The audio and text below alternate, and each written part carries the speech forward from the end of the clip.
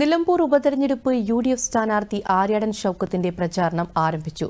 പിതാവ് ആര്യാടൻ മുഹമ്മദിന്റെ കല്ലറയിൽ പ്രാർത്ഥിച്ച ശേഷമാണ് പ്രചാരണം തുടങ്ങിയത്.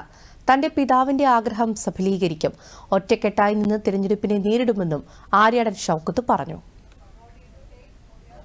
എന്നെ സംബന്ധിച്ചിടത്തോളം മാത്രമല്ല, നിലമ്പൂരിലെ മലപ്പുറത്തെ കോൺഗ്രസ്സുകാരെയൊക്കെ സംബന്ധിച്ചിടത്തോളം ഞങ്ങളുടെയൊക്കെ വഴികാട്ടിയാണ് എൻ്റെ പിതാവ്. എൻ്റെ പിതാവിൻ്റെ ആഗ്രഹവും അഭിലാഷവും അതുപോലെ തന്നെ VV പ്രകാശിൻ്റെ അഭിലാഷവും ഒക്കെ പൂർത്തീകരിക്കുക എന്ന് തന്നെയാണ് ഞങ്ങളുടെയൊക്കെ ലക്ഷ്യം. വ്യക്തിപരമായി എന്നെ സംബന്ധിച്ചിടത്തോളം എൻ്റെ ശക്തിയും എൻ്റെ ദൗർബല്യവും ഒക്കെ എൻ്റെ പിതാവാണ്.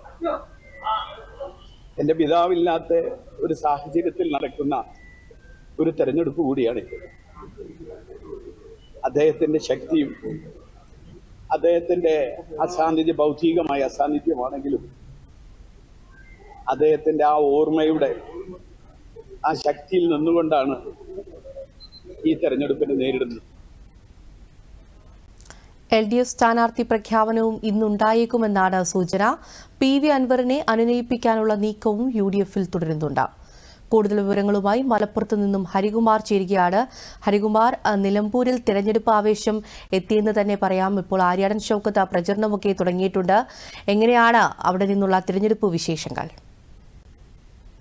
തീർച്ചയായും ഷൈമ, നിലമ്പൂർ ഉപതെരഞ്ഞെടുപ്പിന് ഇന്ന് ചൂട് പിടിക്കുകയാണ്. കാരണം UDF സ്ഥാനാർത്ഥിയായ ആര്യാടൻ ഷൗക്കത്ത് ഇന്ന് രാവിലെ 9 മണിയോടുകൂടി തന്റെ പ്രചാരണ പരിപാടികൾ ആരംഭിച്ചിട്ടുണ്ട്.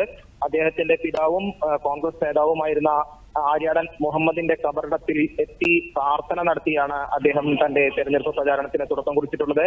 VS ജോയ് അടക്കമുള്ള എല്ലാ കോൺഗ്രസ് UDF നേതാക്കളും സ്ഥാനാർത്ഥിയോടൊപ്പം ഉണ്ടായിരുന്നു. എല്ലാവരും ഒറ്റക്കെട്ടാണെന്ന് VS ജോയും ആര്യാടൻ ഷൗക്കത്തും അടക്കമുള്ളവർ അറിയിച്ചു കഴിഞ്ഞു. ഇതിൽ UDF-ൽ ഭിന്നതയില്ല, എല്ലാവരും ഒറ്റക്കെട്ടായി നിലമ്പൂർ മണ്ഡലം തിരിച്ചു പിടിക്കുമെന്ന് പ്രഖ്യാപിച്ചു കഴിഞ്ഞു. ഇതിനുള്ള പ്രവർത്തനങ്ങളും പ്രചരണ പരിപാടികൾക്കും UDF തുടക്കം കുറിച്ചിരിക്കുന്നു. ഇതോടൊപ്പം ഇന്ന് പാണക്കാടെത്തി മുസ്ലിം ലീഗ് നേതാക്കളായ സാദിഖ് അലി ശിഹാബ് തങ്ങൾ, PK കുഞ്ഞാലിക്കുട്ടി അടക്കമുള്ളവരെയും ആര്യാടൻ ഷൗക്കത്ത് കാണുന്നുണ്ട്. എന്തായാലും UDF തികഞ്ഞ ആത്മവിശ്വാസത്തിലാണ്. കഴിഞ്ഞ 2 ടേമുകളിലായി തങ്ങൾക്ക് നഷ്ടമായ നിലമ്പൂർ മണ്ഡലം തിരിച്ചു പിടിക്കും. അത് ആര്യാടൻ മുഹമ്മദിന്റെയും അന്തരിച്ച VV പ്രകാശിന്റെയും അഭിലാഷമാണ്, അന്ത്യാഭിലാഷമാണ്. അത് നടപ്പാക്കുമെന്നുള്ള ഒരു ആത്മവിശ്വാസത്തിൽ തന്നെയാണ് UDF. ഇതോടൊപ്പം തന്നെ NDA സ്ഥാനാർത്ഥികളെ പ്രഖ്യാപനവും ഇന്നുണ്ടായേക്കും. LDF നേതൃയോഗം ഇന്ന് ചേരുന്നുണ്ട്. തോമസ് മാത്യു, P ഷമീർ അടക്കമുള്ളവരുടെ പേരുകളാണ് സ്ഥാനാർത്ഥി പട്ടികയിൽ ഉയർന്നു വരുന്നത്. എന്തായാലും NDAയും സ്ഥാനാർത്ഥിയുടെ ഒരു സ്ഥാനാർത്ഥി പ്രഖ്യാപനത്തിനുള്ള നീക്കങ്ങൾ നടത്തുന്നുണ്ട്. BDJS യോഗവും ഇന്ന് ചേരുന്നുണ്ട് എന്നാണ് സൂചന. എന്തായാലും കേരളം ഉറ്റുനോക്കുന്ന നിലമ്പൂർ മണ്ഡലത്തിൽ തെരഞ്ഞെടുപ്പ് പ്രചാരണ പരിപാടികൾക്ക് ചൂടുപിടിക്കുകയാണ് ഷൈമ. ഹരികുമാർ, അതുപോലെ തന്നെ ഇതൊരു ഉപതെരഞ്ഞെടുപ്പാണ്, എന്നാൽ പോലും ഒരു പൊതുതിരഞ്ഞെടുപ്പിനോളം തന്നെ ആവേശവും മത്സരവും ഒക്കെ നമുക്കിവിടെ കാണാം.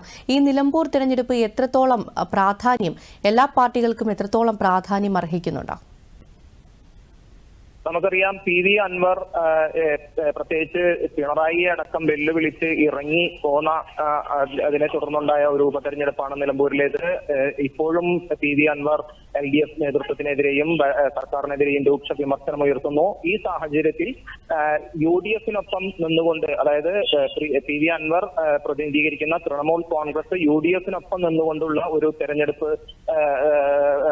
തെരഞ്ഞെടുപ്പാണ് ഇപ്പൊ ഈ നിലമ്പൂരിൽ നടക്കുക എന്നാണ് നമ്മൾ ആദ്യം വിചാരിച്ചിരുന്നത്. എന്നാൽ ഇതിൽ നിന്ന് വിഭിന്നമായി UDF നേതൃത്വം PV അൻവറിനെ കൈയൊഴിഞ്ഞ ഒരു അവസ്ഥയാണ് ഇപ്പോൾ ഉള്ളത്. അതുകൊണ്ട് തന്നെ ഒരു ശക്തമായ ത്രികോണ മത്സരം ഇവിടെ നടക്കും എന്നുള്ളത് ഉറപ്പാണ്.